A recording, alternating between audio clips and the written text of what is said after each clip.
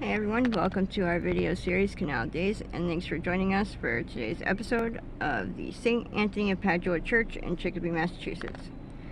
I am your host, Carrie, here with my co-host, local historian and founder of the historical tours of Greater Holyoke, Robert Comu. As your personal tour guide, Robert will lead you through some of the most iconic sites and their legends of historic significance throughout New England's preeminent and pivotal state of Massachusetts. With his expert insights, every monument and memorial story comes to life.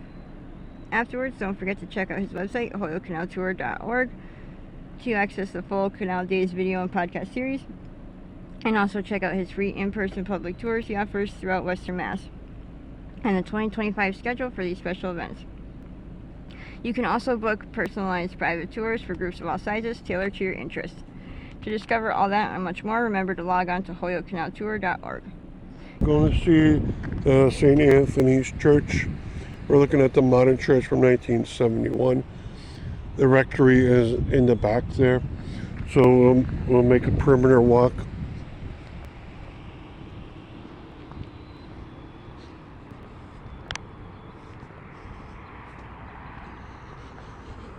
They built this to replace the 1927 edition of the church. They knew they were going to replace it someday, and they finally got enough money. If you look at the date, 1927, you would have run into depression very soon thereafter. So they had to wait a long time to do what they wanted to do, replace it with a true look of a church. And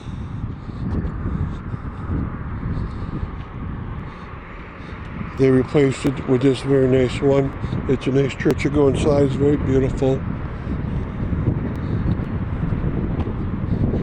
Okay, and here's is a chapel. It's called the Chapel of the Blessed Mother.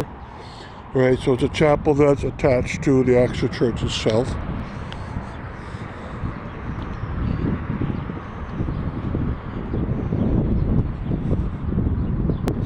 And this is the churchyard. In the churchyard, you have a few statues.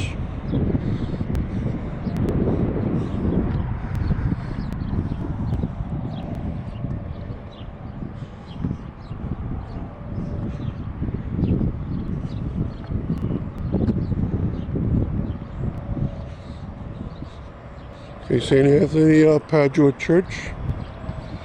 And then they have a sign here, St. Anthony of Padua, pray for us.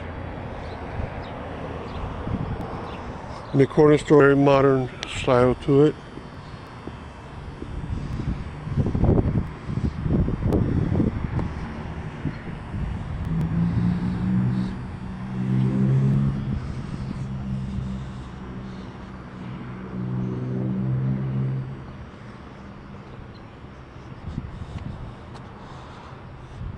Okay, now between the rectory and the church itself, they built a place where they can administrate the full campus, which includes the social hall, rectory, and the church. And then alongside that, connected to it, so the pastor can walk straight from the church without going outside, is the rectory.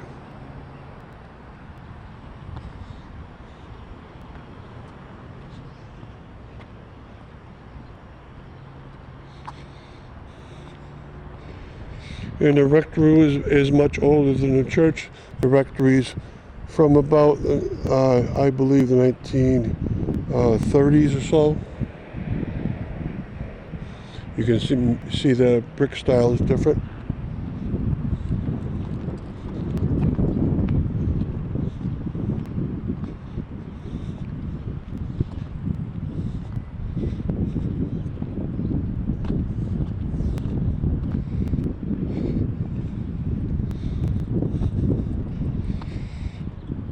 Okay, here's the St. Anthony's original church. What happened was that in 1925 they met for Mass at the Chapin School. They stayed with that arrangement for 2 years. In 1927, finally, this building was ready. They started construction in 1926, and it was ready. And it was made to be both a church and a school. And what happened is that the school never happened. So in 1942, they changed it so the upper floor, the floor was always where the church was, but they made it more of a religious look to it. And they made the ground floor, which was supposed to be the actual school, they made that into more of a social hall. Now the pattern of the bricks is the same as a lot of buildings that belongs to the Catholic diocese are in the Springfield diocese.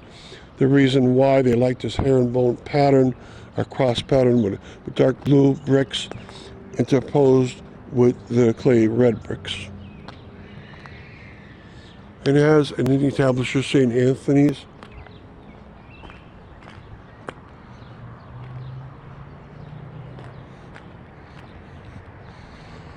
Okay, and this is the cornerstone. It says Saint Anthony de Padua, 1926.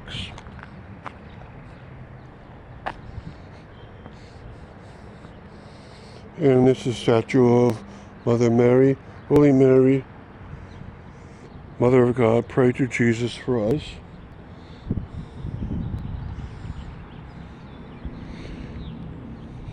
And this old church turned into a social hall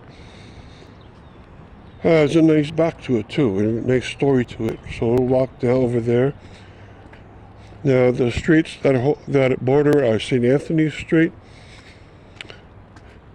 From one side we just left that, and in the back Celestine Street, and those replaced a couple other streets that had different names to them. When this church was originally built, it was a dirt road.